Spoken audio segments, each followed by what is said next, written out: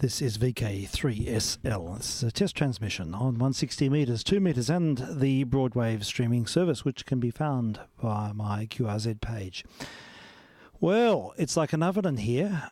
It's, I think it's even hotter than it is outside, and there's no airflow, and so I don't know how long I'm going to last, to be honest. Maybe I should go and bring a fan in. Anyhow, we are pursuing things against the best in conditions. But look, never mind. Well, we have a varied program. It's all been put together in the last 30 seconds, as per usual. In fact, we had visitors tonight, so I didn't even get out here until about 5 minutes ago. So we'll just see what happens. But I have to say that there has been some quite exciting news this week. On the YouTube front, there have been a number of things which have captured my imagination. And one of them needs absolutely no description whatsoever.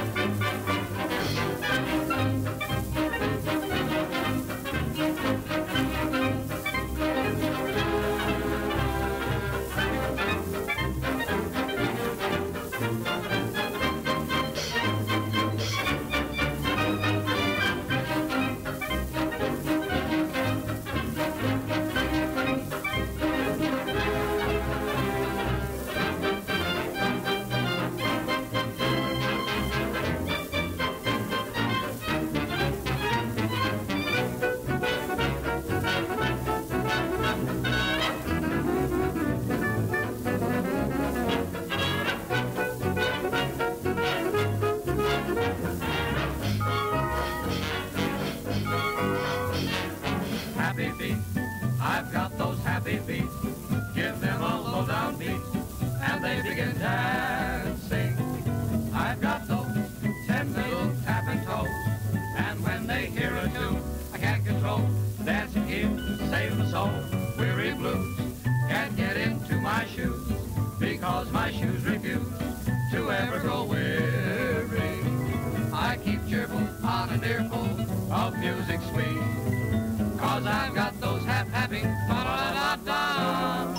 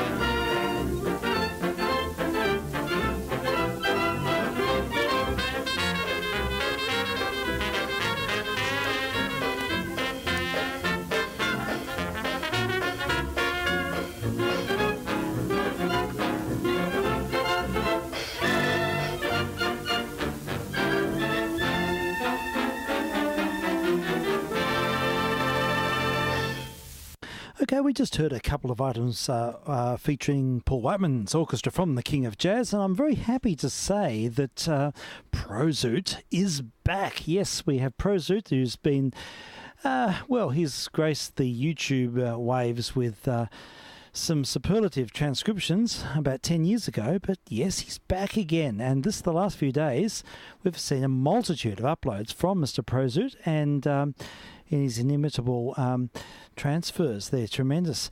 And certainly some of the best transfers of electric material I've heard. I think I haven't heard any of his acoustic transfers. I think Mr. L gets the gong with the acoustics. But Prozoot is... I think he's got Hollywood connections, and he's got some source material that's never been played with steel needles. So yes, the material he works with is excellent to start with, and but he's been putting up a whole range of new things. So we'll keep this program of excerpts from the King of Jazz going. There's a couple more. There's a Ragamuffin Romeo and I'd Like to Do Things for You, and the former featuring Jeannie Lang.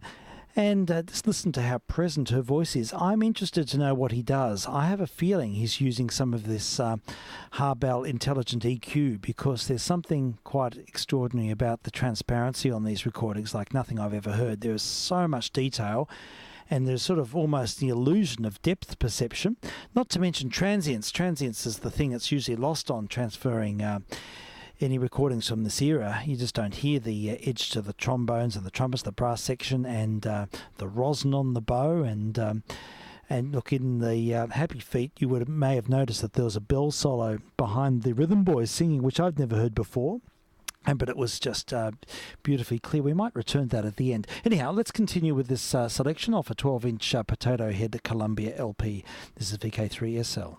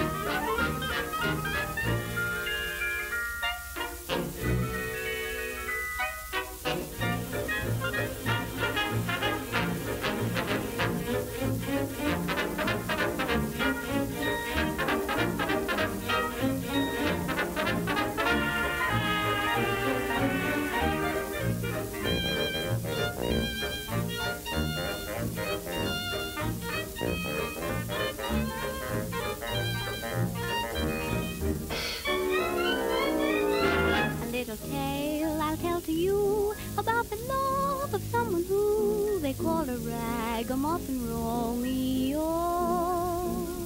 He'd sigh and wail as lovers do when thinking of his sweetie too. Poor little ragamuffin Romeo.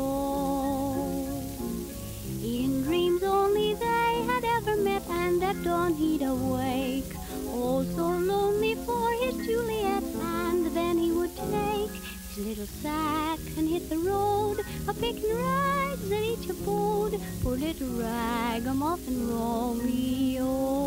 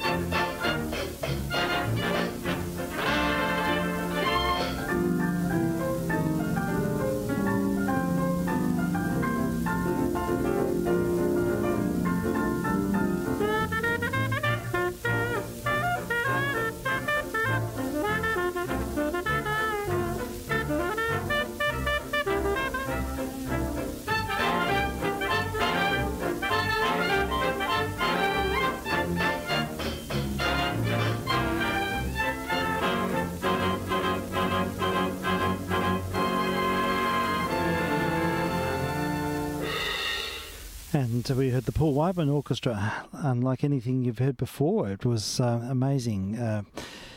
Audio reprocessing by Mr. Prozoot, just put up online in the last few days.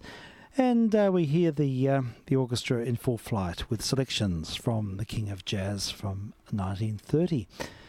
And I might return to a bit of this.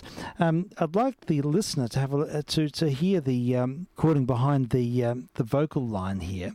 So I'm going to go back to the start and have a listen to a little bit of Happy Feet. I'll just let that sort of start itself off. But listen to the sound of the bells behind the vocal line and the intricacies of Mr. Eddie Lang with the vocal part. It's amazing.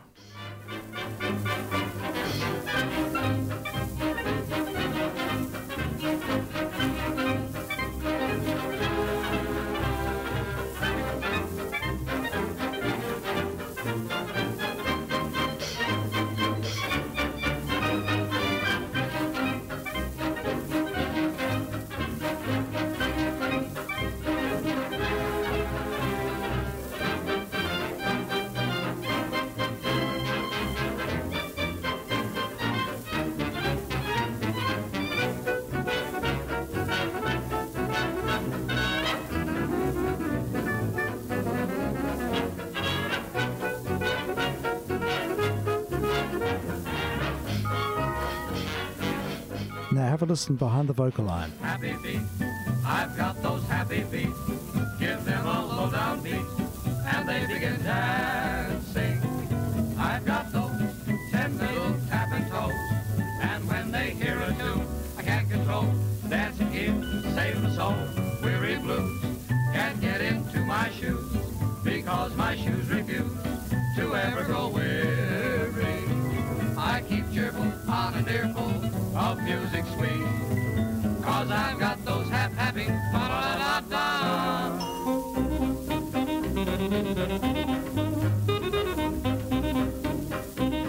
And hear the driving string bass behind the sax line.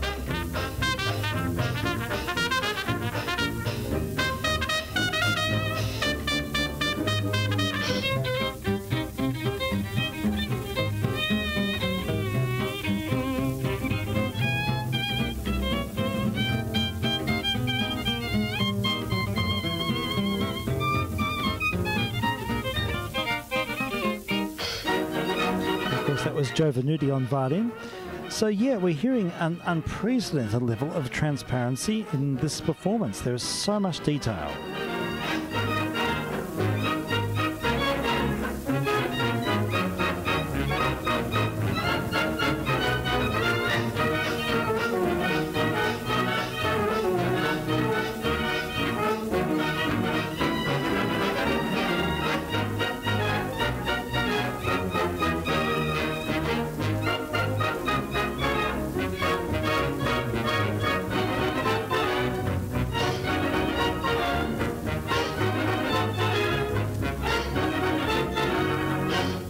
Okay, the intricacies of that arrangement. And now I'm not sure if it's a Ferde Grove or a Bill Shallis arrangement, but there's a lot of detail there. I've listened to it a few times over the week since it came up about 2 days ago, and it's quite remarkable what's been born out of that recording. So yes, great to hear that Prozoot is back on board and using his pristine copies and evidently bringing the very best out of them.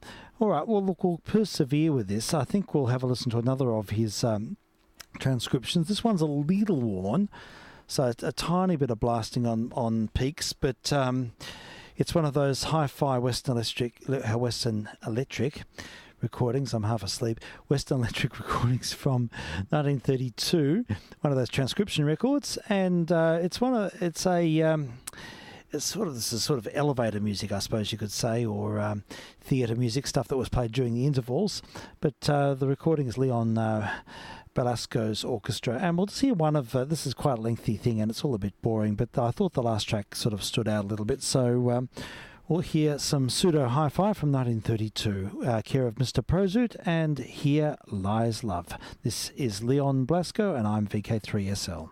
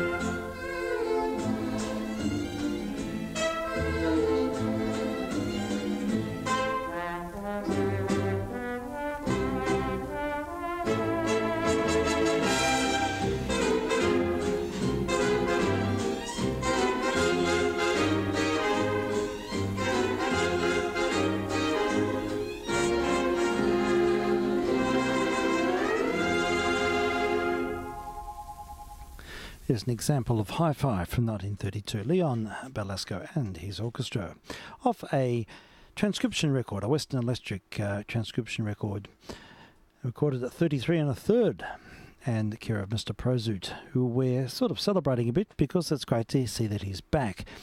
He's been absent from YouTube for at least 6 or 7 years, I'd say. Maybe more, maybe 8 or 9 years. It's been a long time, and suddenly his presence has been noted, and very prolific. It's in the last few days there's been a dozen or so more uploads, and they're all interesting, and they all have a wide range effect, and it's great to hear dance band music with that level of well, if it's not real transparency, it's pseudo transparency, and it makes the music assume a whole different character. So something to behold, in my opinion. All right, one more, I think, from this particular source. Now, this is a song I particularly like the tune of. It's actually the last two tunes we played have both been in minor keys. It's interesting, particularly with Happy Feet, that being in a minor key, it's a happy song in a minor key. Now, that's a signature of the Depression, of course. Happens quite a bit. And so, yes, we sort of have the combined emotions there, the minor key music, but sort of a seemingly happy tune. So, yeah, it's a bit of a mixed emotion. Yeah, so there's a little bit of that in this as well. So we'll have a listen to When Kentucky Bids the World Good Morning. And this is also from 1930, and it's a Nat Shilkritz band, and it's on a Victor. It's not the 24,000 series; it's a bit earlier than that, about 22,000 series. So it's not recorded in hi-fi, but it's been exceptionally well transferred, and it has that feel about it. So see what you think of a very beautiful melody from that time. So this is VK3SL, and this is a test transmission. Absolutely no entertainment whatsoever intended.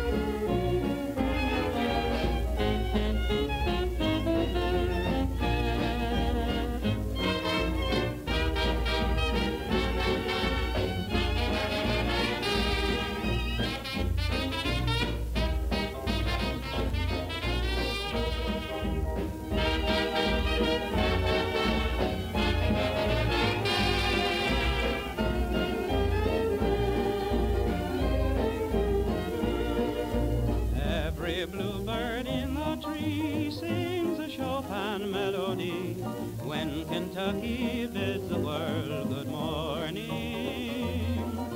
There's a Rembrandt painted sky that's a picture for your eye when Kentucky bids the world good morning.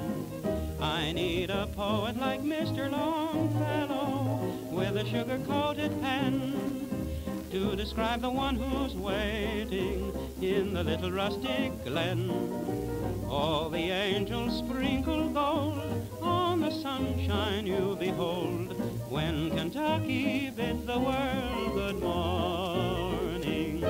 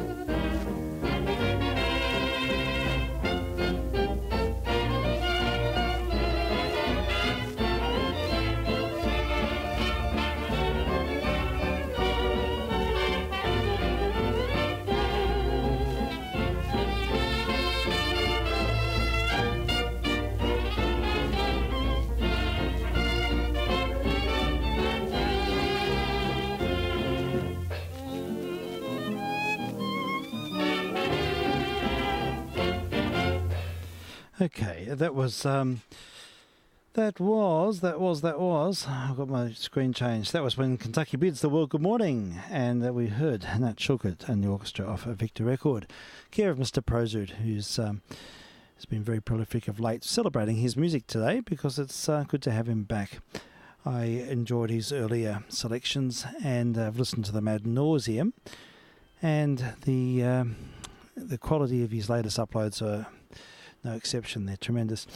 All right, it's nice to play some real shellac. We've been wading through the hot shellac here in this booth. It's like an oven. Got the fan on now, so that's made a bit of a difference and keeping me awake. But on one of the turntables I've got a real record, so let's see what it is. I can't even remember what title it is. There we go. My memory's a sieve at the moment. What is it? I will just have a look. What is it? It is...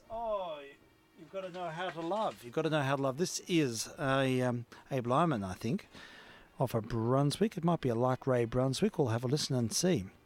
So here we go. Turntable number 2. Take it away. This is VK3SL. Testing on 160 metres, 2 metres, and the Broadway stream.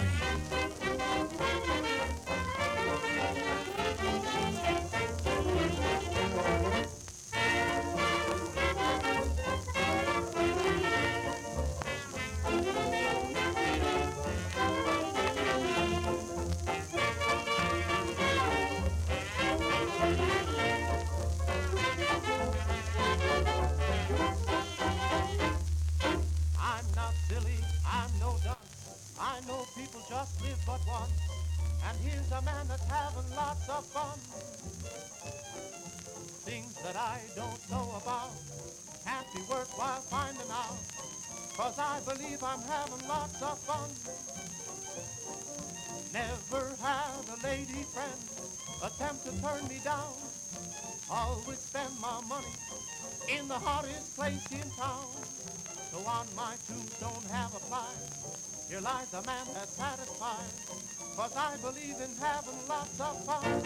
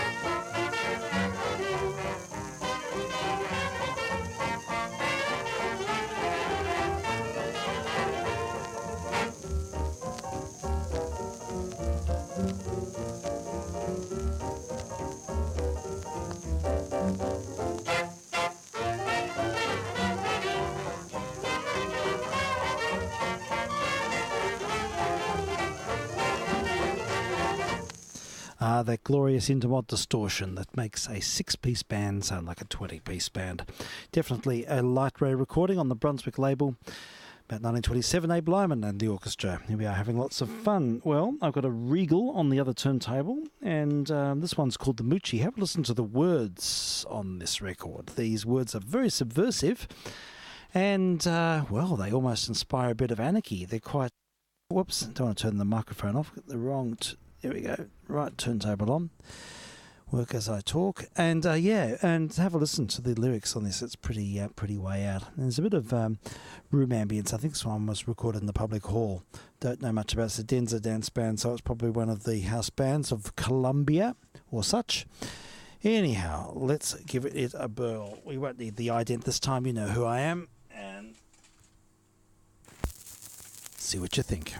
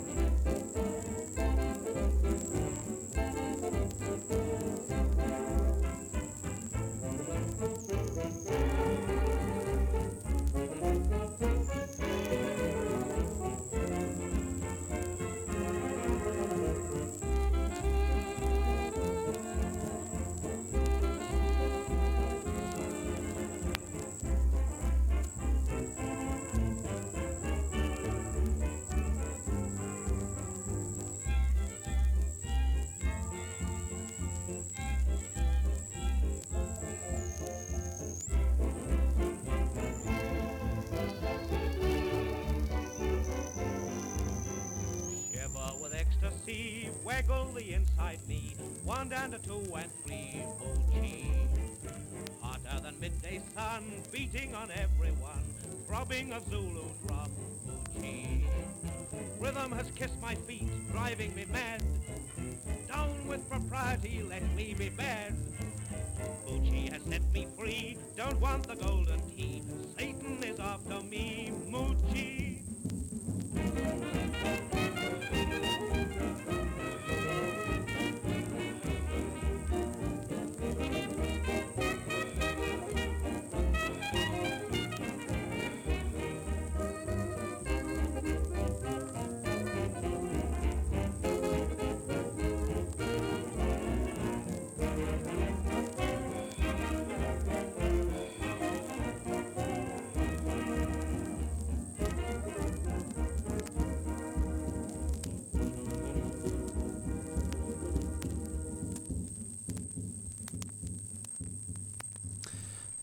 Okay, a little bit of anarchy from the archives. That was the Moochie, recorded by the Denza Dance Band, one of the English bands, I think, on as a pseudonym there, but some lyrics which I suppose would be the nearest thing to heavy metal at that time. Subversive lyrics and pushing the boundaries a bit, I suppose.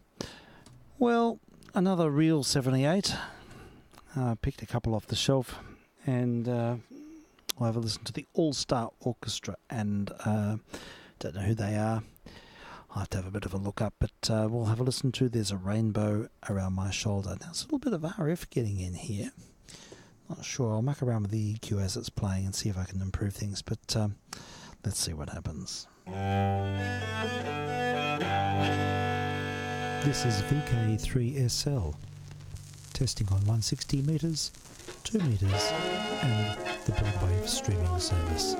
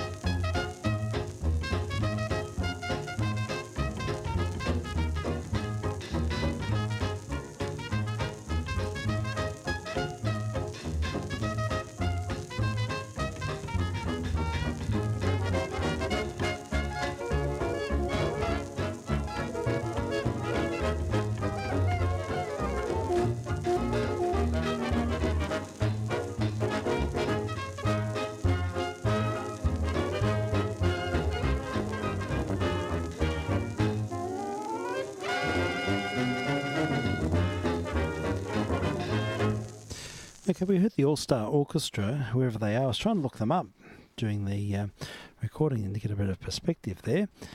But the internet is flaky. It seems to be dropping in and out at the moment. So that may put a little bit of a question mark over how things are going to go here on. I do have a few things lined up on the putes here. But if they don't work, I suppose I'll just resort to real 78s and vinyl for a little bit longer. But let's see. So if anyone's trying to listen on the stream, you may or may not be having success getting through. But yeah, it looks like it's all a bit flaky here on the internet department. Probably a bit of stress on the system. Very hot night. It is like an oven in this room. All right, let's see what happens with this next one. It may cut halfway through because of the circumstance. But yeah, I've enjoyed playing Boswell Sisters recordings on various test transmissions over the last few months.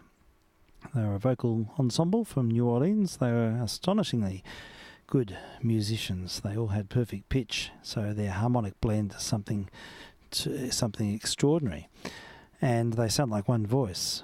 And they had almost an unimaginable synergy, actually, when you think of how that they sang all this complex syncopated music, but they sounded they moved exactly in tandem. But anyhow, the Boswell Sisters were far greater than the Andrews Sisters and other sister or brother groups, in my opinion. They stand alone. But they didn't last that long. They were recording from about 1929 through to 34. We're going to hear something from there last year, after which Connie Boswell went solo. And this is the first use of the term rock and roll in music. It's actually the name of the song, Rock and Roll. It's from 1934, features the Boswell Sisters. And I think in this instance it means something very different to rock and roll in later generations. I think rock and roll is an euphemism for something that's not for these polite airs, but we'll let your imagination work that one out. But anyhow, let's have a listen to the Boswell Sisters themselves, and we'll see what happens. See for how long we last for. It may just peter out if the internet doesn't pick up. It looks like it's a bit questionable. Anyhow, this is VK3SL testing. Rock and roll, yeah, rock and roll. Roll and rock away, up and down, round and round we'll sway with each swell in the spell of the rolling rock and rhythm of the sea. Rock and roll and rock along. Life is sweet, greeted with a song while we dance. There's romance in the rolling rock and rhythm of the sea. Tonight the moon hangs low.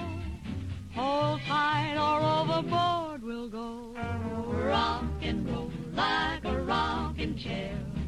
Laugh and smile while we drown each care in the tide as we glide to the rolling rock and rhythm of the sea. Rock and roll, roll and rock away, up, down, round, round with each swell in the spell of the rolling, rockin' rhythm of the sea that blows, rolls and rocks along. Life is sweet, greeted with a song while we dance. There's romance in the rolling, rockin' rhythm of the sea. Tonight the moon hangs low. Hold tight or overboard we'll go. Rock and roll like a rocking chair. Laugh and smile while we drown each care in the tide as we glide to the rolling rockin' rhythm of the sea. Bam, bam, bam, bam, bam, bam, bam, bam, bam, bam, bam, bam, bam.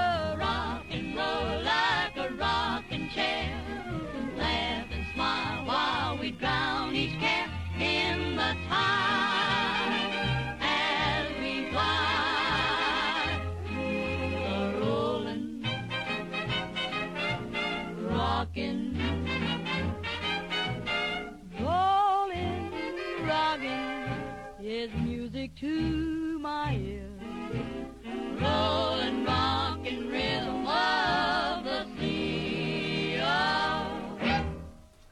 Yeah, if you type in rock and roll Boswell Sisters, you actually see a video which accompanies that, and it's quite a interesting thing to watch. Now, Connie Boswell, the main sort of the centre of that vocal group, had polio and couldn't move, or she had very little movability, so she sort of planted there and they moved the set around, so it seems. So you'll get some idea. It's worth having a look. It's they're amazing to watch as well as listen to, and there's a lot of communication between the three of them.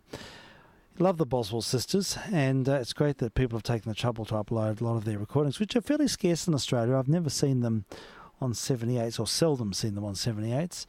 I think they're more locally released, but anyhow, there's quite an abundance of recordings of that group, and including a few films as well. The Big Broadcast of 1932 comes to mind, that film with Bing Crosby and the early Mills Brothers as well. It features the Boswell Sisters. Now, the track we heard earlier, the internet seems to have come back. We heard There's a Rainbow Around My Shoulder. That was with the All Star Orchestra, which was actually just a Victor Studio group led by Nat Shilkret. But it did feature a solo from Tommy Dorsey on trombone. So anyhow, a little bit of background to that one. And we keep moving. I don't think I'm going to go very late tonight. It's too hot in here. I had an OTR example. In fact, I also have the some 3UZ jingles, I think, care of Mr. Fleming. Now, where are they? They're on here. I'll play a couple of these to sort of contextualise the next little episode. So have a listen. So whether the weather is cloudy or blue, the greater 3UZ says good morning to you. Let's hear what the weatherman has to say. What sort of weather is coming our way? When there's sport anywhere, you'll be actually there with 3UZ. With 3UZ. With 3UZ.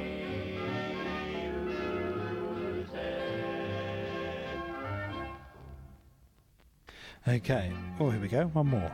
Traveling along in your automobile, here's music to please you while you're at the wheel. Drive safely, steer right and stay born, and alive to the sound of our musical horn. Greater 3UZ, greater 3UZ, greater 3UZ. Okay, just a little bit of local radio nostalgia through your Z spots from the 1960s, care of Mr. Fleming, who sent me that cassette. And it's a nice little segue into the next thing, which is actually 10 years earlier, if not more. This is a cavalcade from 7LA, and it's 21 years of broadcasting in northern Tasmania. So I'll have a listen to a bit of this. It's off SoundCloud. It's off Mr. Jamie's SoundCloud site. Easy access. We'll see how it goes. It's quite long, so I don't think I'll hear it all. And but yeah, see what you think. This is VK3SL, standing on by. To begin our cavalcade, we must go back to the early 1930s, to the time many of you will remember only too well as the Depression. But it must be admitted that even those years had their brighter aspects. A glance through any newspaper will show that in the world at large, there were those who were looking ahead to days of renewed prosperity. And we remember too that in the entertainment world, new personalities appeared with the same outlook of cheerful optimism. Sometimes gray days make us weary, and nothing seems worthwhile.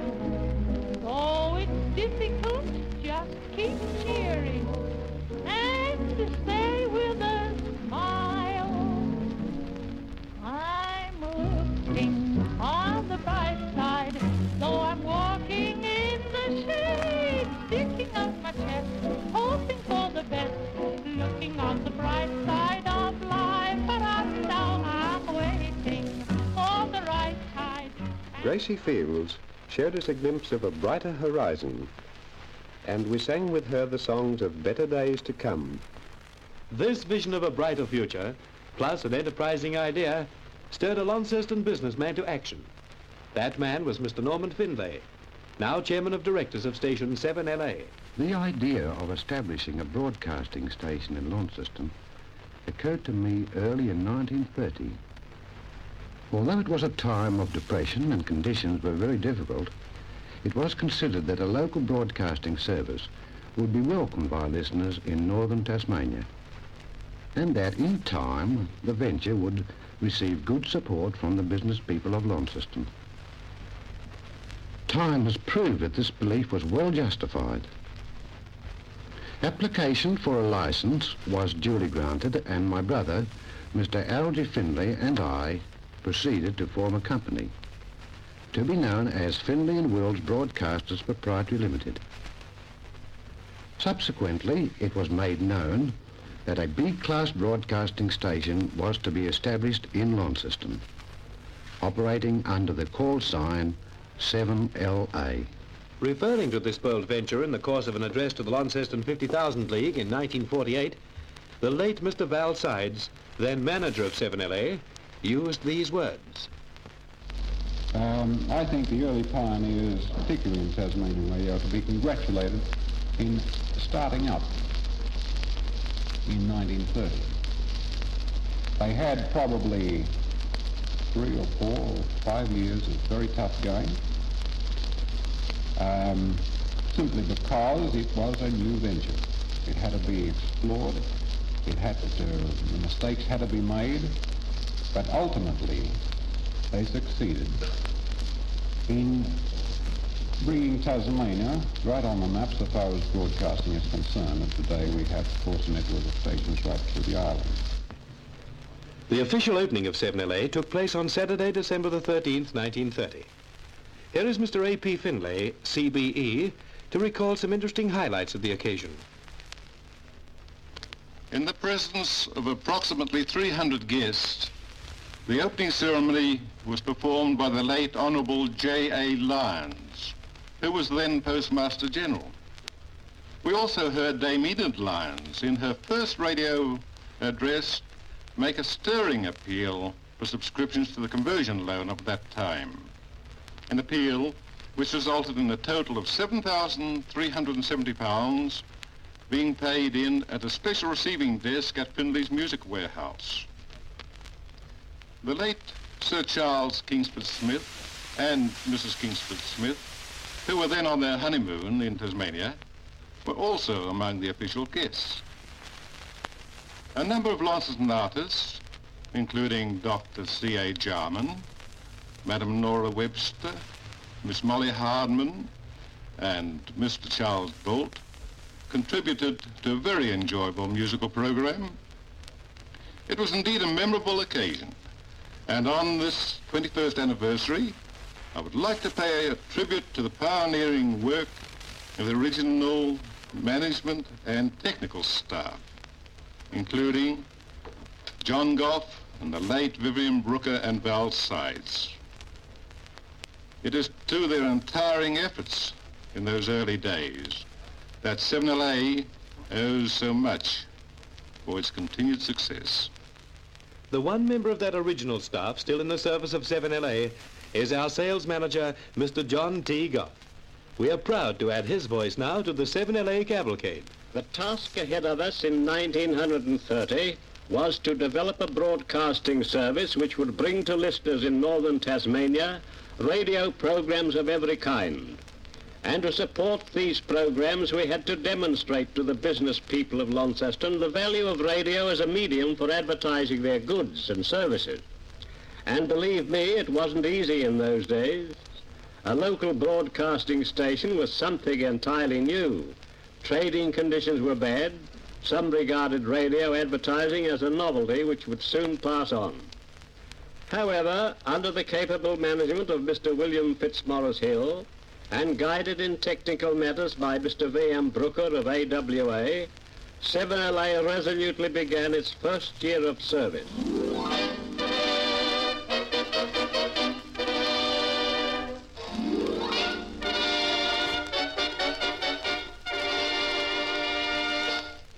It is with pride and pleasure we present broadcasting highlights in the 7LA cavalcade, 1930 to 1951.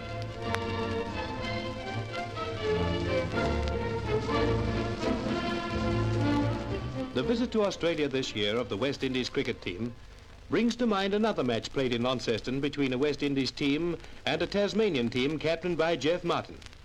On December the 20th, 1930, just 1 week after the official opening, a description of that match was broadcast by 7LA. The commentators you heard in that broadcast were our present manager, Mr. Ron Ward, and Mr. Ray Farrell. Do you remember Leary Constantine's innings on that occasion, Ray?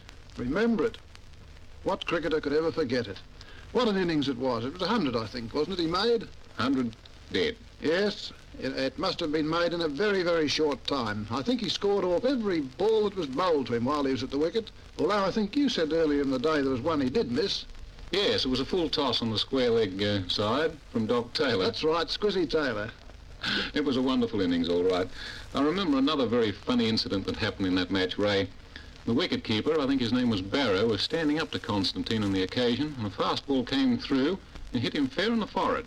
There was a sound like a pistol shot, and the ball bounced away to the boundary, and Barrow just shook his head and carried on with the match. Yes, they've got hard heads, those West Indian chaps, haven't they? Well, the only other recollection I've got of that game was the fact that those of us who were on the business end of it, broadcasting out of the ground, had a most difficult task. We had to keep going solidly all the time because, well, there are no advertisements in those days. There are other names we remember in connection with sporting broadcasts in the early days. Bill Pearson, the late Monty Anderson, Alec Marshall, Jeff Martin, Scott Mills and Bert Coburn. They also played their part at the microphone in providing a full sporting coverage from 7LA.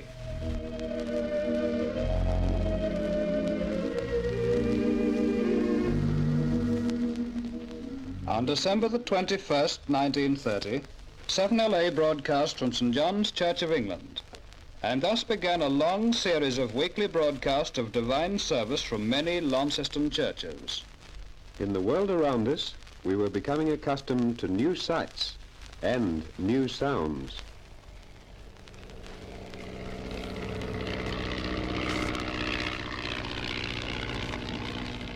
The first sound of aircraft from 7LA was heard in a broadcast from the air pageant at Western Junction on February the 28th, 1931.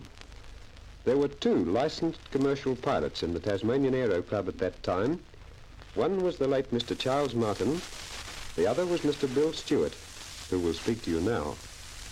Perhaps I may go back for a moment to the first days of aviation in Tasmania. It was on December the 16th, 1919, that Arthur Long made his first hazardous flight across Bass Strait in his frail Bolton and Paul machine. Then, in 1928, tremendous interest was aroused by the visit to Launceston of Bert Hinkler in the tiny Avro Avian in which he made his 16-day solo flight from England. Then we came to 1931. January of that year marks the first commercial flight to Tasmania by the late Sir Charles Kingsford Smith in the tri-motored Fokker Southern Cloud. In February 1931, over 15,000 people attended the first air pageant, organised by the Tasmanian Aero Club, and witnessed the official opening of the Western Junction Aerodrome. Those were indeed exciting days in the progress of aviation in Tasmania. It was very natural that 7LA, in its own pioneering days, was also anxious to play its part in popularising this new means of travel. Many of you may remember the series of weekly broadcasts I made from 7LA in, I think, 1932 on behalf of the Aero Club. This was part of an intensive campaign to encourage people to take to the air. And I think somehow that our efforts were not altogether without success. For those who were Boy Scouts and Girl Guides at the time, the year 1931 will have special memories. It must have been a thrill and a wonderful source of inspiration for them to meet Lord and Lady Baden-Powell when they came to Tasmania. The Chief Scout joined the parade of famous personalities to speak from 7LA when he broadcast on May the 4th, 1931. The 7LA community singers began their regular Friday night broadcast from the old Academy Theatre on August the 28th, 1931.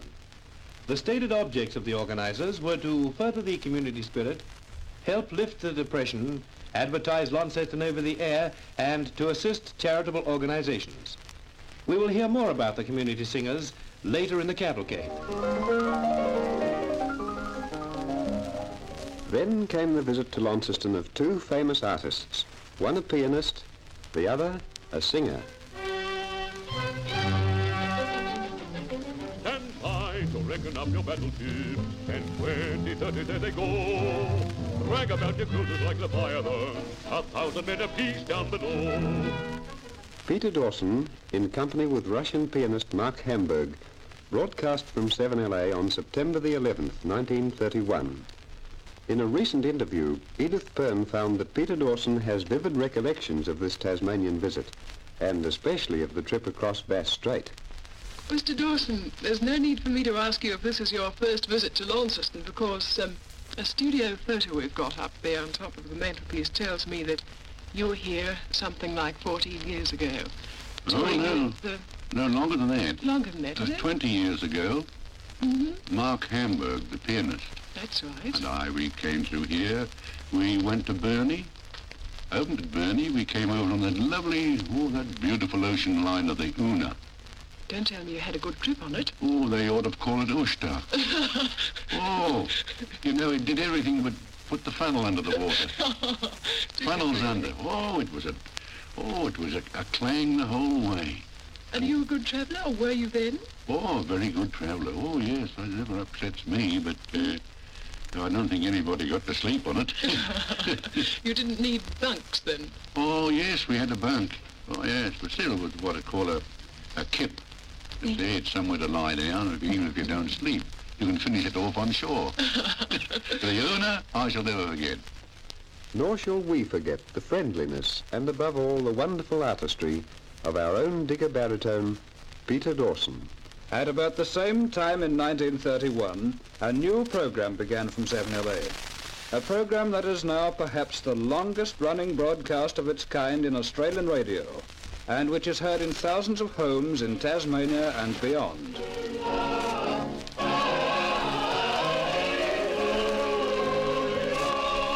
Inseparable from that program of Sunday hymns and choruses is the voice and personality of its originator, Mr. J.S. Forward.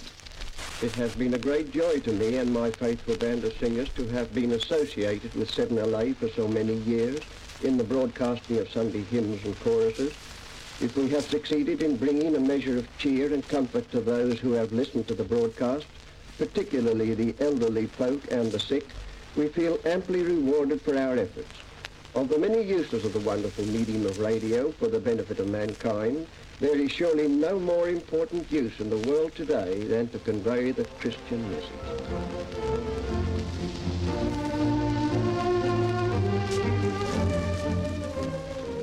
An innovation was introduced at the 1931 Launceston show, held on October the 7th and 8th. On both days, 7LA broadcast special programs from a model studio at the showground, and thus many people saw for the first time a broadcasting station in action. With the return of the cricket season, the touring South African team came to Launceston, and 7LA listeners heard a ball-to-ball description of the match played at the cricket ground on January the 9th, 1932.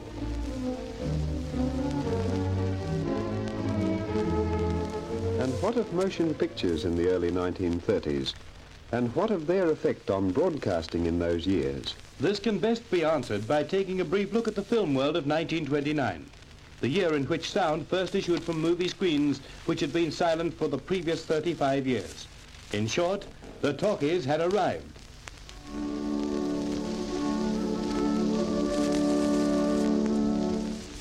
It was but a short step from the early programs, which were a mixture of sound and silence, to the first of the all-talking, all-singing pictures.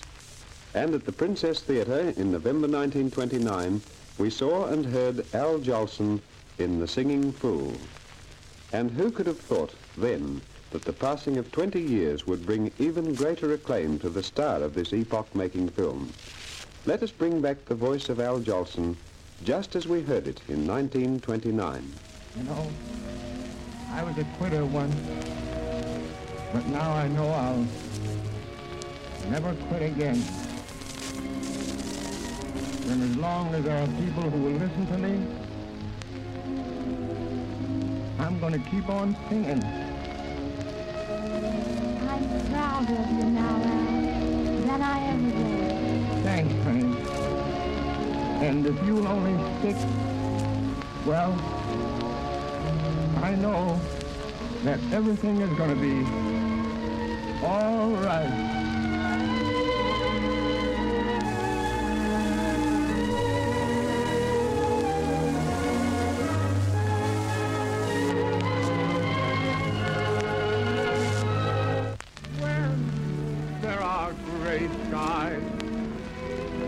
I don't mind the gray skies.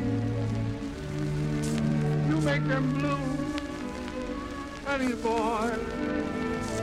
Please, I can't make it, I tell you. Rain may forsake me, let them all forsake me. I still have you, honey boy. You're sent from heaven, and I know your worth. You made a heaven for me right here on earth. Through broadcasting and motion pictures, we became familiar with other new names and voices. In films and on gramophone records, we met Maurice Chevalier, Gracie Fields, Jan Kipura, Jeanette MacDonald, Renate Muller, and Jessie Matthews, and later, Nelson Eddy and Grace Moore. The broadcasting of musical films began from 7LA with songs by Richard Tauber from the soundtrack of his first picture, End of the Rainbow, with which there was a special commentary by Father R.G. Scarf.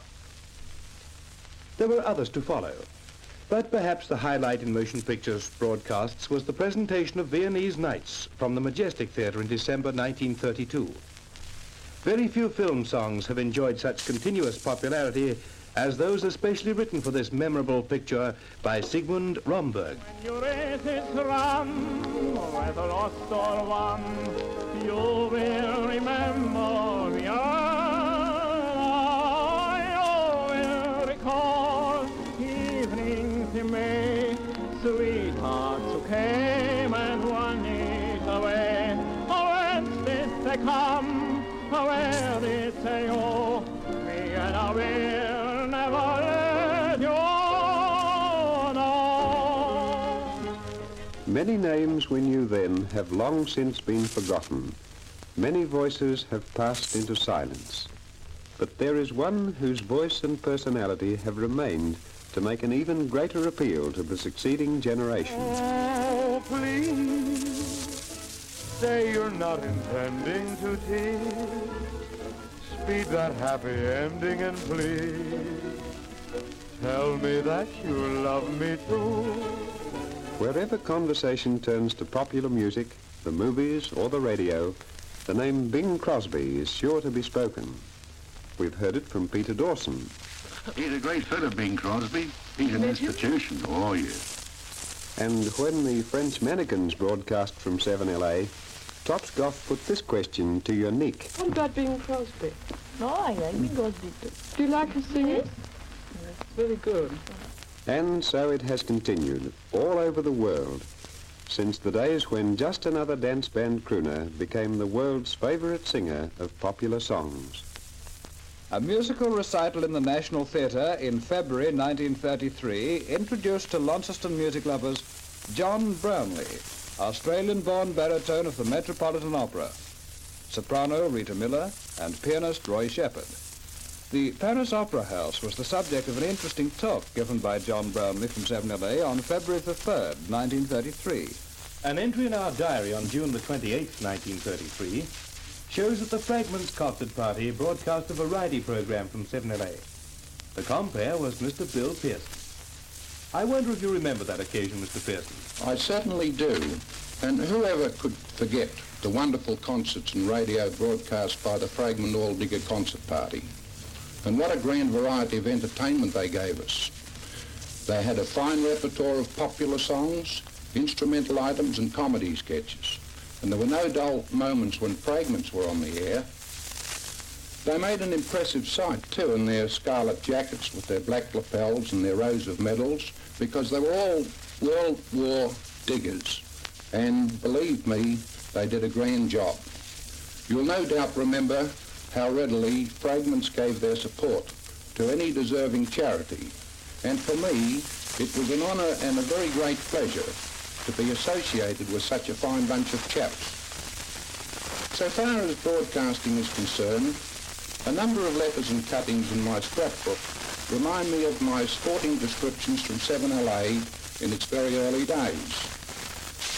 And there are others too which refer to the Friday night community singing sessions, in which I was associated with Mr. A.J. Simmons, the energetic secretary of the 7LA Community Singers, and the late Mr. Bert Frost, who was also our accompanist and a great worker for this particular charity. My later broadcasts from 7LA in conducting various appeals have all contributed to a very happy association which has extended over the 21 years that 7LA has been on the air. The late Sir Ernest Clark became Governor of Tasmania in 1933. The 7LA microphone was there at a public welcome held in the Albert Hall on August the 16th of that year.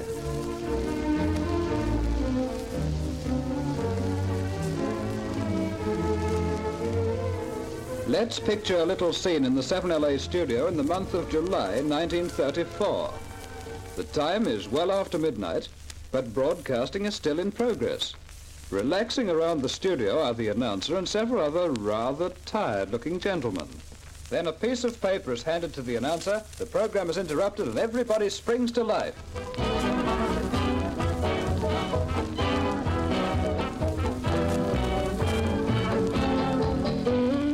Hold it! Bradman's reached his century.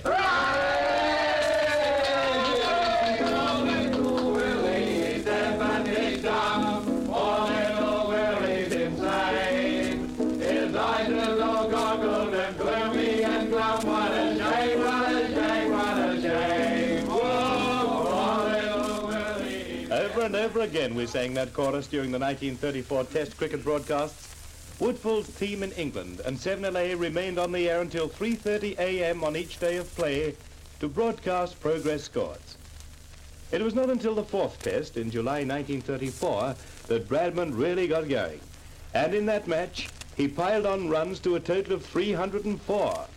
But whether our fortunes were good or bad, no matter who won the toss or made the big score, we still sang the crazy chorus with a catchy tune. Poor little Willie, he's deaf and he's dumb. Poor little Willie's insane. His eyes is all goggled and gloomy and glum. What a shame, what a shame, what a shame. In Launceston, November the 16th, 1934 was a day of contrasts. On one hand, we had all the thrill and excitement of a royal visit. On the other was the keen disappointment caused by the appalling weather conditions. Nevertheless, the people of northern Tasmania turned out to give a tremendous welcome to their Royal Highnesses, the Duke and Duchess of Gloucester. Elaborate arrangements had been made for 7LA to broadcast a complete description from the railway station and other points of vantage. And not even the heavy rain or the last-minute alterations to the program prevented John Goff and Ted Davies from giving a complete commentary on this important event. A step towards the linking of Tasmania with the outside world was taken at an English port on September the 7th, 1935, when 1,395 tons of cable were loaded aboard the SS Faraday for shipment to Australia. With the official opening of the Bass Strait submarine cable on March the 25th, 1936, the link was completed. Its importance to broadcasting in Tasmania is mentioned in this comment by Mr. C.J. Greaves, whose long service to the Postmaster General's Department in Launceston ended with his recent retirement. The Bass Straits telephone cable was the very first of its kind, and so it is not surprising that its successful laying and operation was a matter of worldwide interest. Its importance to Tasmania, by giving access to the telephone systems of the world, had already been foreseen. But in addition to this, it was to become a reliable means of relaying radio programs to and from the mainland of Australia. Prior to the establishment of the National Broadcasting Service in northern Tasmania, a special arrangement existed whereby sporting descriptions and other programs were picked up on a receiver from 3LO or 3AR and rebroadcast from 7LA. In 1931, racing descriptions were rebroadcast from a receiver at Mr. Norman Finley's residence, and ball-to-ball descriptions of the 1932 Test Cricket Series were picked up at the receiving centre at Patersonia. In all these arrangements, and in the provision of landlines for local outside broadcast, there was always close collaboration between 7LA and the Postmaster General's Department.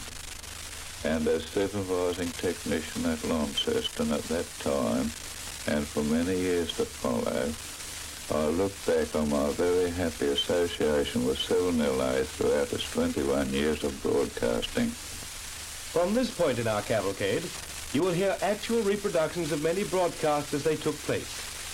For it was in 1936 that the first recording equipment was designed and built by the late Mr. Val Sides, then Chief Engineer of 7LA. Let us bring you, from the past, the singing of a very popular Launceston vocal group, the Apollo Quartet.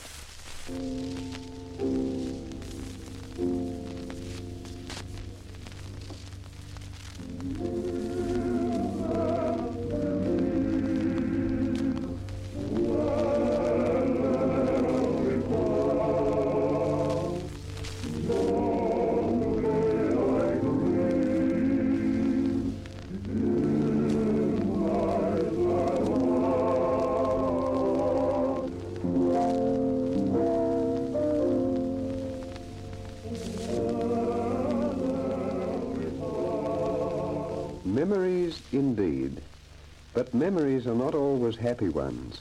And as the 7LA cavalcade moves on, we come to the year 1937. We had lots to be thankful for in that year. The depression was lifting, and the way ahead was becoming brighter. But as the year went by, the first signs of the coming infantile paralysis epidemic became evident. From here, let the story be told by the Honourable George Record, MLC, Chairman of the Society for the Care of Crippled Children. So great was the number of infantile paralysis patients being admitted to hospital at the end of 1937. There were approximately 500 throughout northern Tasmania, that the existing accommodation proved totally inadequate, and so the aftercare pavilion was erected in record time by the Public Works Department.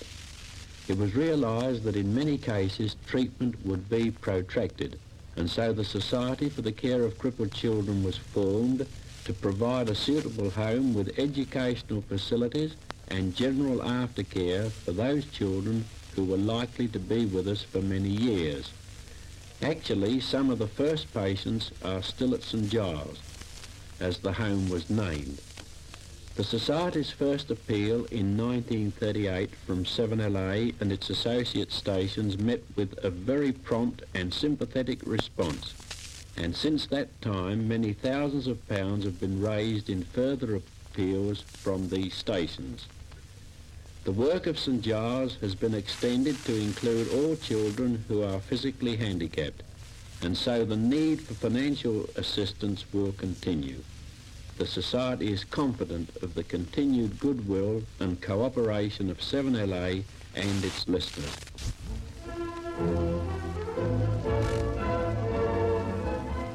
Highlighting the year 1938 were three important events in the progress of 7LA. The official opening of new studios of the most modern design and the installation of a more powerful transmitter. The formation of the Macquarie Broadcasting Network, of which 7LA became an original member station. The inauguration on February the 25th of the 7LA Women's Association. And that seems to be my cue to introduce to the 7LA Cavalcade the very active secretary of the Women's Association, Mrs. Carman. Mrs. Carney, you've been secretary for quite a long time. How long is it? I first became secretary in 1941, so that makes it just 10 years. And perhaps you'd tell us a little about the early days of the association. I believe you were one of the original members. Yes, Edith, I was. The founder of the 7LA Women's Association was Kathleen Gray, who was also its first secretary and organiser. Others who have acted in an official capacity since that time have been Mrs. Norman Finlay, Mrs. Illingworth, Miss Goodwin and Mrs. Damon. Our president now is Mrs. Carter. I know that the association has done some marvellous work over the past 13 years. Do you know just how much money has been raised?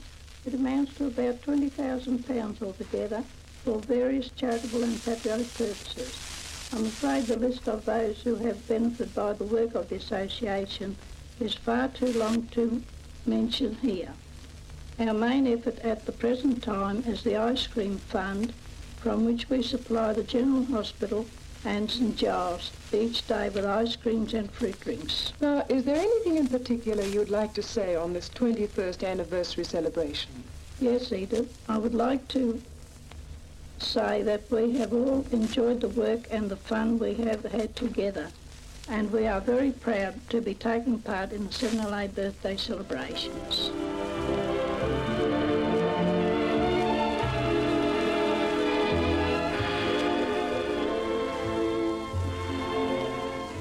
The declaration of war on September the 3rd, 1939, was followed by a broadcast by His Majesty the King, which was heard in Australia at 3 a.m. on September the 4th. 7LA joined with broadcasting stations throughout the world to rebroadcast this solemn message of determination to face whatever lay ahead. With Australia's entry into the war came the urgent call for cooperation in the national effort. The call was heard and answered by the commercial broadcasting stations of the Commonwealth. Frequent appeals were heard from 7LA for assistance to war loans and patriotic organizations, and always they met with the generous response of a warm-hearted people. The 7LA Women's Association also accepted its full share in the raising of funds for canteen orders and food parcels. Arrangements were quickly completed for bringing to 7LA listeners up-to-the-minute news and information from the war zones. Broadcast entertainment also took on a wartime atmosphere. Among the early Macquarie Network shows, you may recall the Jack Davy quiz, Ask the Army, and the parade of wartime memories and melodies, Stand Easy. Do you remember the Stand Easy roll call of Macquarie stars? Everyone on parade! Answer your name. Queenie Ashton. Yep. Barbara James. Yep. Lynn Barclay. Yep. Lou Vernon. Yep. Aaron Dixon. Yep. Ward Leopold. Yep. Albert Chappell. Present. Red Johnson. Yep. Jack Lumsden. Yep. The section of 4. Fred Webber. Yep. Fred Witt. Present. Walter Kingsley. Yep. Stanley Clarkson. Present. Reginald Lewis and the band. In later Stand Easy parades, another name was included in the roll call. The name of a young Australian artist who was not so well known then as she is today. It was in the first Macquarie variety shows that we were introduced to Joy Nichols. When evening shadows begin to fall, I miss your footsteps out in your hall. Each heartache and tear will soon disappear when you come home again.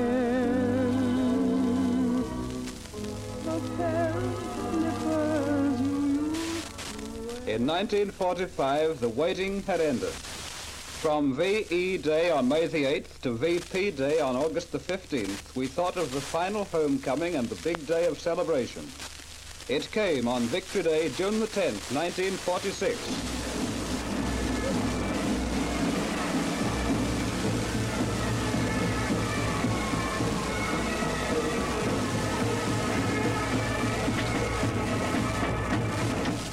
The 7LA team of commentators for the Victory Day broadcast were Ted Davies, Ron Ward, Rex McLean and Harold Bugg.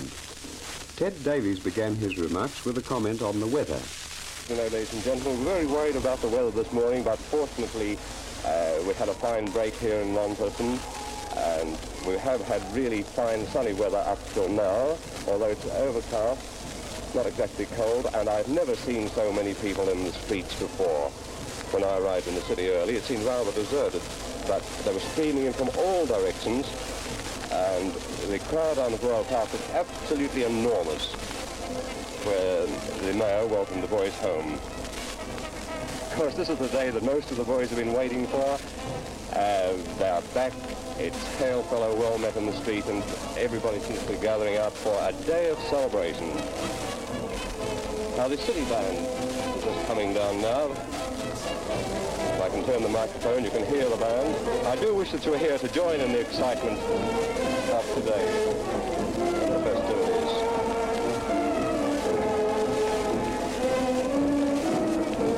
Immediately following the city band, the 2nd 12th Battalion. Now, most of these lads were, the majority of them are rats of Trebuk. I see Huey quickly marching proudly there. He is leading the boys.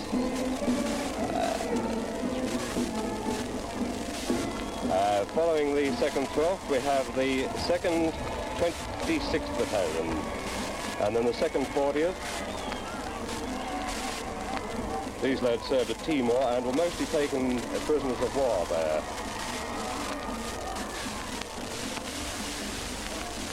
Now we have the 12th 40th Battalion. They're just crossing the intersection now. Confetti is flying and cheers. Immediately following the 12th 40th Battalion, the 12th 50th.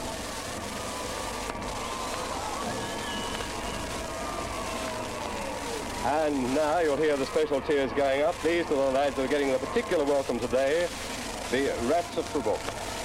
The confetti and streamers are flying for these lads. You can hear the cheers.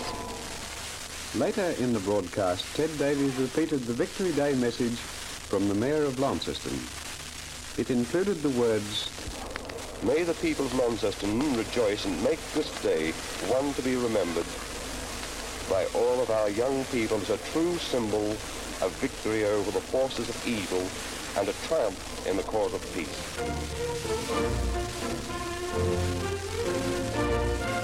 The amazing advance of aviation during the war years was brought home to us at the air pageant in 1947. When 7LA first broadcast from Western Junction in 1931, the RAAF planes were moths and wapitis. In 1947, our microphones picked up the roar of mosquitoes and mustangs. Right, they're opening their throttles now. The first mosquito is moving off. These aircraft actually leave the ground at about 110 to 120 miles per hour. Both mosquitoes are now moving. I'll endeavour to pick up a little bit of the engine noise for her.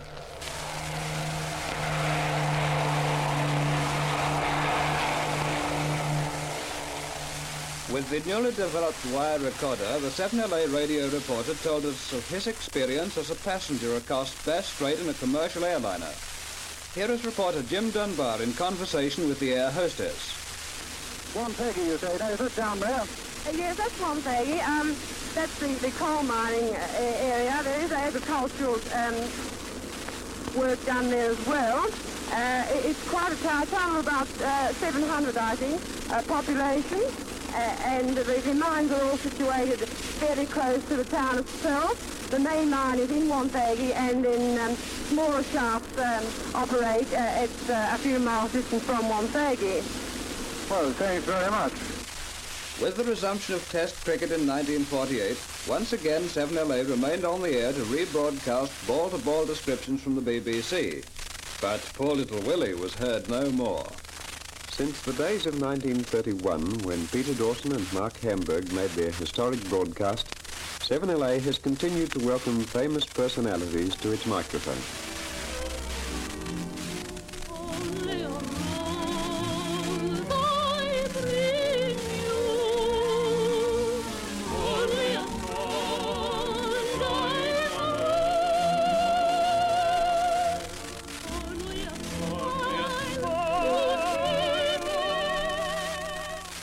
When Topps Goff interviewed Ann Ziegler and Webster Booth, the conversation quite naturally turned to films and records. They also gave Topps their impressions of Tasmania. How do you like Tasmania? Very much. What we've seen of it is lovely. You've not had much time. No, we've had nearly a week in Hobart. And Very lovely. did you get around the countryside there? Yes, quite a little bit yesterday morning. Mm-hmm. Only yesterday morning? Only yesterday morning, yes. What a pity. And Mrs. Booth, how did you like it? Very much indeed. It reminded me rather of Scotland. I would like to ask you if you would like your home at all. I've heard so many people say that Tasmania is just like a little spot of England. Oh, it is, certainly. We noticed very much coming up today. You came by car? By car, yes. And hedgerows and everything, very like England.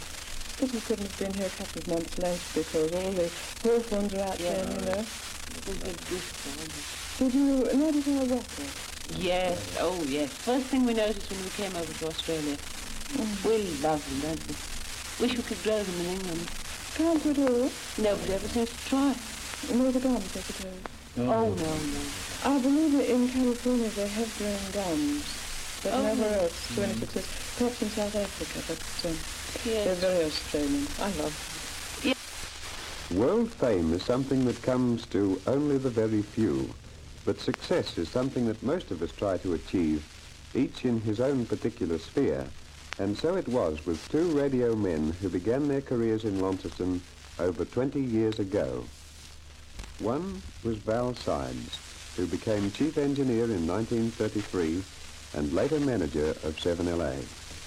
The other was Ernie Cooper, who eventually occupied the position of chief engineer.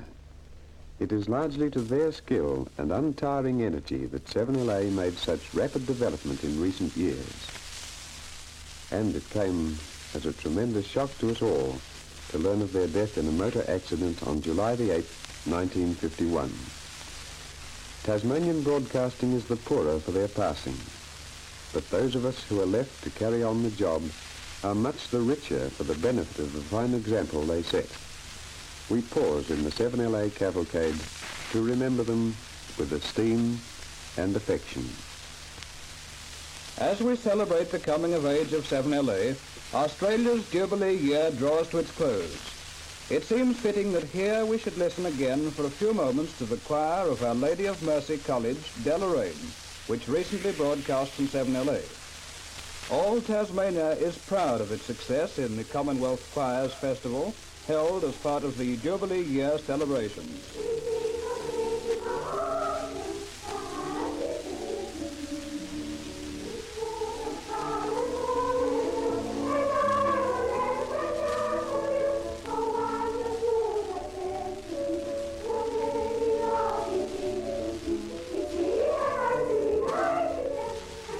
Entertainment for the children has always played a big part in 7LA activities. The kiddies heard Uncle Jack Goff in years gone by, and what stories he had to tell them.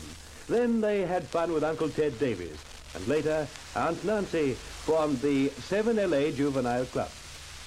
Nowadays we have the Peters Pals Club with Aunt Celia and Uncle Don as its popular personalities. For the benefit of future generations who may hear this recording of this cavalcade, square dancing is all the craze in 1951, and we saw a fine exhibition at the Peters Pals Jubilee Ball on September the 28th.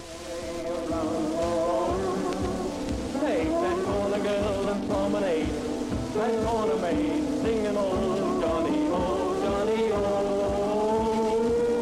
join the bandstand, circle the ring, stop where you are and give that girl a couple of swings. They swing that corner girl, she's waiting right there behind you.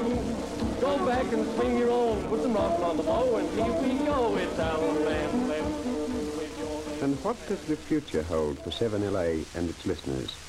To answer this important question, we introduce the manager of 7LA, Mr. R.E. Ward.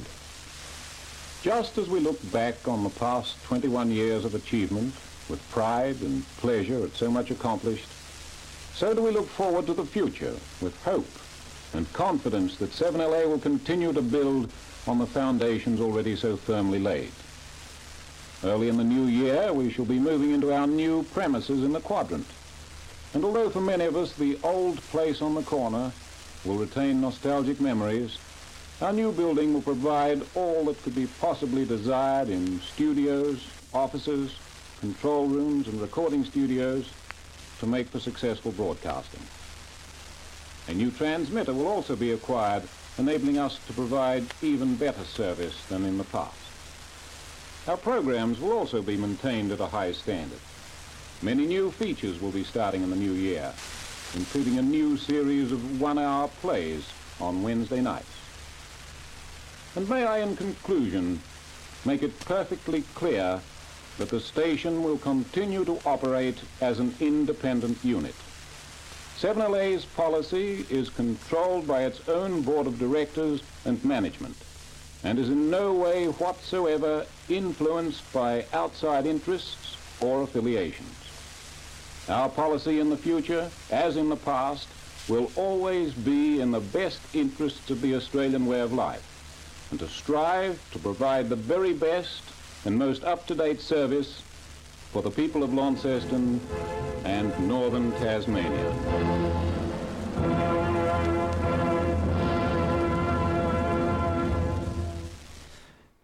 We just heard the 7LA Cavalcade. That was 21 years of broadcasting in northern Tasmania. Off a few acetates, profile on Jamie's site, Radio Jamie, on the SoundCloud. It's good to see new things being put up, and I thought I'd play it right through. It was quite compelling in places, and certainly interesting to hear the voice of Peter Dawson for me, and yeah, quite a few other luminaries associated with the original 7A. I think they're LAFM now, so quite a different enterprise. Things move on. Yeah, so hoping they keep putting more stuff up, because that was quite a find. Now, I'm getting pretty tired. I was sort of flagging in out of that, so I don't want to go for too much longer. It's still hot in here. It's cooler outside. I had a bit of a walk around outside before, and it's quite pleasant. It might be, if it wasn't raining, I'd drag the mattress out there. But let's have a look. I might... had a few sort of possibilities lined up for the end of the show. One of them is a recording of Zara Nelsova. She was a great Canadian cellist who lived from about 1918 through to 2002, and she was one of the players I almost got to see in the 90s. Didn't quite make it. I would see someone I would have liked to have heard. She's a great musician, and she made a number of recordings, including a very great recording of Shalomo. But this is one of her early ones. It's off a 78. It's on a Decca. She's playing a little prelude by the Hungarian composer Emanuel Moore.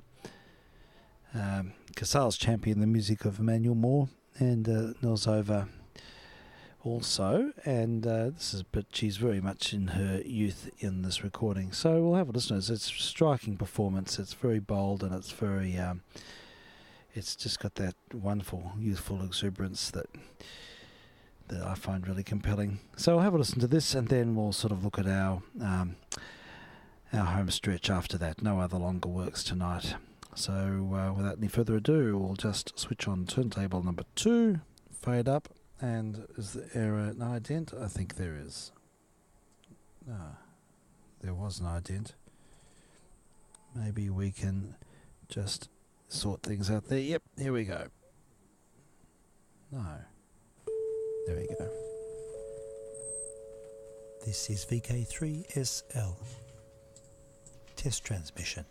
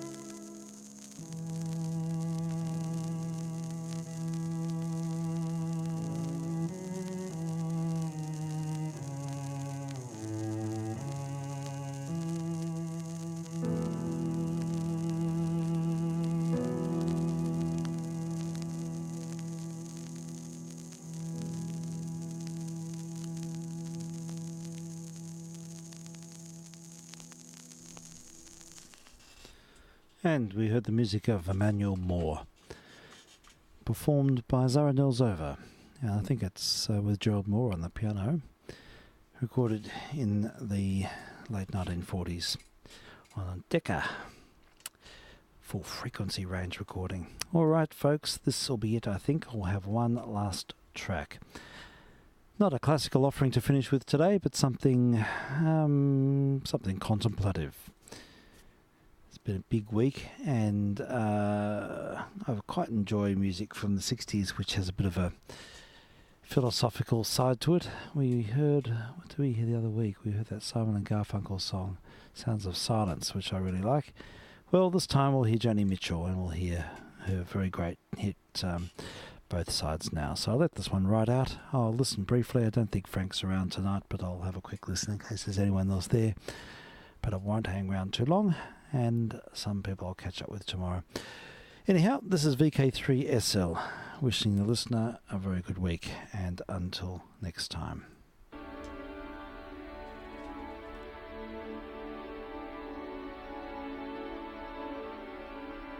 Rows and flows of angel hair,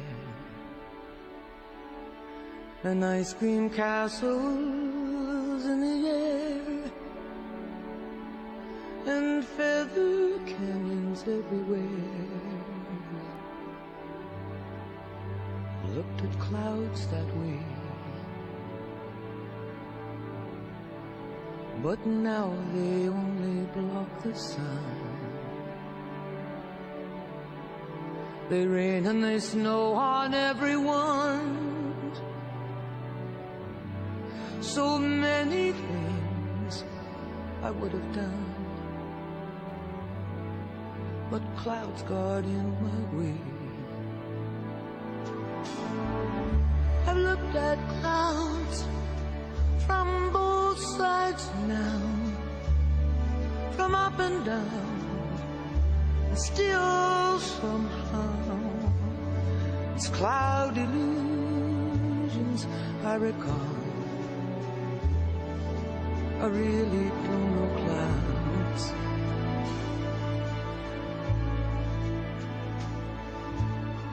At all.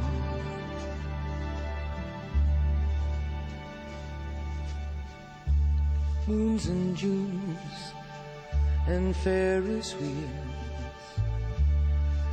the dizzy dancing way that you feel as every fairy tale comes real. I've looked at love that way, but now it's just another show. And you leave them laughing when you go. And if you care, don't let them know. Don't give yourself away. I've looked at love from both sides now, from give and take,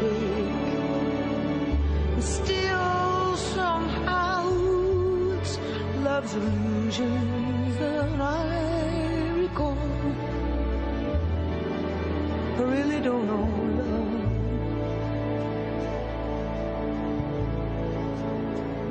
Really don't know love at all.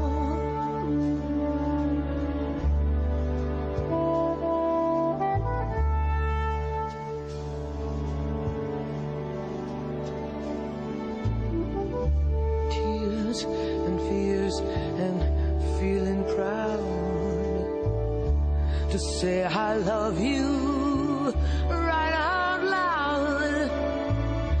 Dreams and schemes and circus crowds, I've looked at life that way. Oh, but now, old friends, they're acting strange, and they shake their heads and they tell me that I've changed. Well, something's lost, but something's gained in living every day. I've looked at life from both sides now, from win and lose, and still somehow it's life's illusions I recall. I really don't know life at all.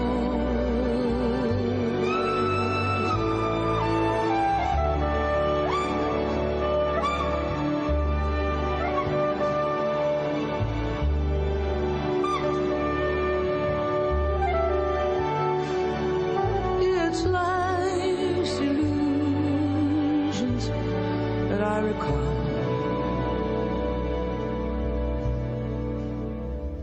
I really don't know life. I really don't know life at all.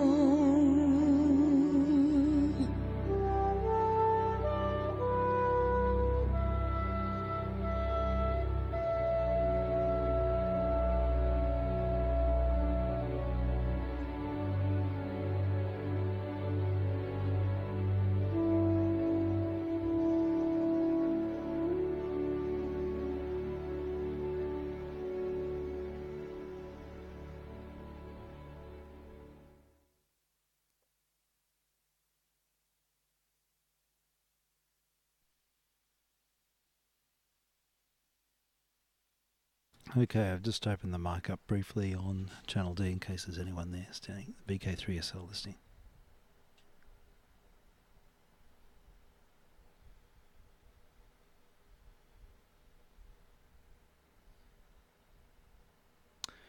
Okay, well, with that I will leave it and catch up with people during the week.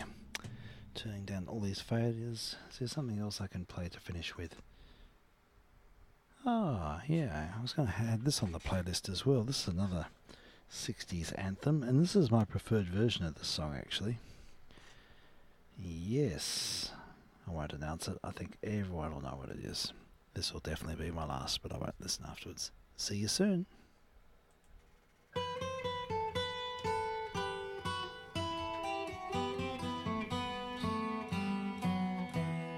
All the leaves are brown and the sky is grey. I've been for a walk on a winter's day. If I didn't tell him I could leave today. California dreaming on such a winter's day. Stopped into a church. I passed along the way. Oh, I got down on my knees. And I pretend to pray. You know the preacher likes the cold. He knows I'm gonna stay. California dreaming on such a winter's day. All the leaves are brown and the sky is gray.